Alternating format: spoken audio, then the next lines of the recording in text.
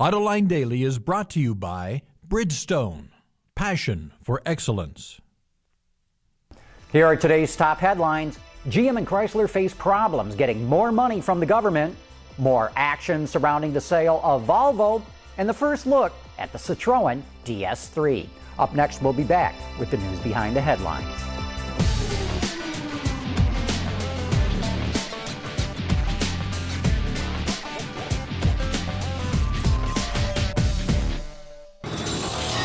This is Autoline Daily for Friday, February 6, 2009, and now the news.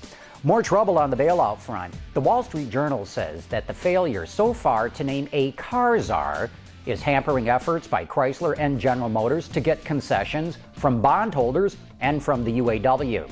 It looks like bondholders are reluctant to compromise until they know what the U.S. Treasury is going to do, and the union is not going to compromise unless everyone else does. And with time running out, this means GM and Chrysler have just taken another step closer to a possible bankruptcy. Yesterday, we reported Chinese automaker Geely was interested in getting Volvo, but today, the company denies it.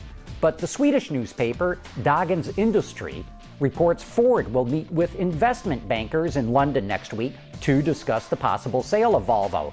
The paper says Chinese automakers Changan and Dongfeng, along with a European alliance and an unidentified consortium, are interested. The paper says the selling price for Volvo will be $3 to $4 billion. And in other Ford news, while the company likes to talk about how new its product lineup is, it's going to upgrade the oldest vehicle it makes. The Ford Ranger compact pickup will get roll stability control and head and chest side impact airbags as standard equipment to the 2010 Ranger. A while back, we reported that Korean automaker Sungyueng was forced to stop production because it could not make payroll or meet supplier contracts. Now, Autoblog reports the company has restarted 5 of its assembly lines, but it has to wait until February 9 to see if Korean courts will allow it to enter bankruptcy protection since it has not reached a deal with its owner, Chinese automaker SAIC, or with its creditors. As we reported Tuesday, French automaker Citroen is planning on bringing back its famous DS nameplate. The company is expected to formally debut the vehicles at next month's Geneva Motor Show, but photos of the new DS3 Concept have been leaked on the internet by German magazine Autobild. From the pictures, it looks like it'll be a stylish, premium, compact hatchback. Coming up next, a preview of this week's episode of Autoline Detroit with Ford's Jim Farley. We'll be back right after this.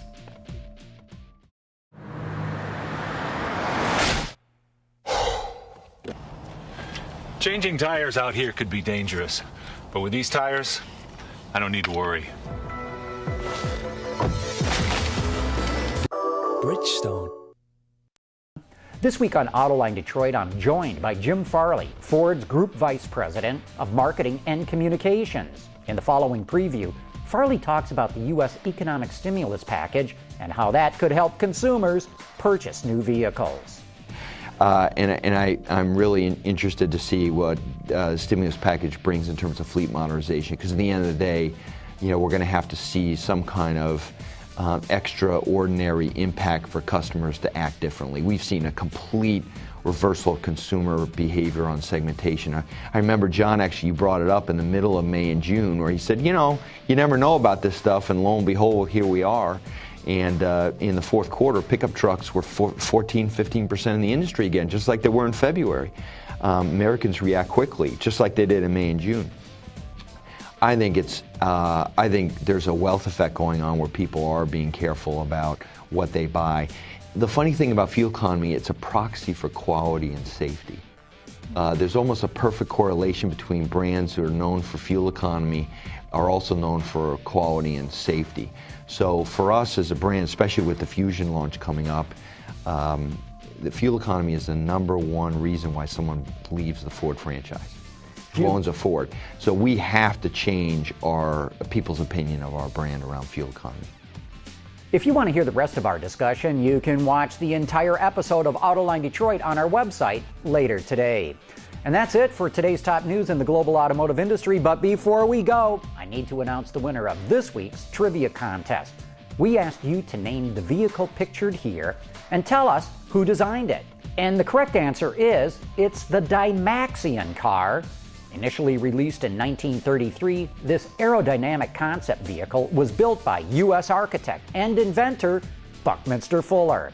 As always, my crack team has randomly selected today's winner from the pool of correct responses. Pookie, the envelope, please. What? No Pookie? What? This is it? The winner is Michael Whalen of Philadelphia, PA. Congratulations, Mike. You've just won this terrific prize combo. It's a Bridgestone backpack with matching baseball hat and a Ferrari t-shirt. That's it for today's show. Thanks for watching. We'll see you next week.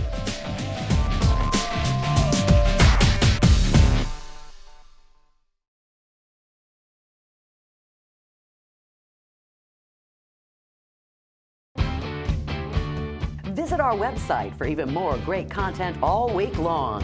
Autoline Extra, Dawn's Journal, podcasts, and even more. So click over and get the inside view at AutolineDetroit.tv.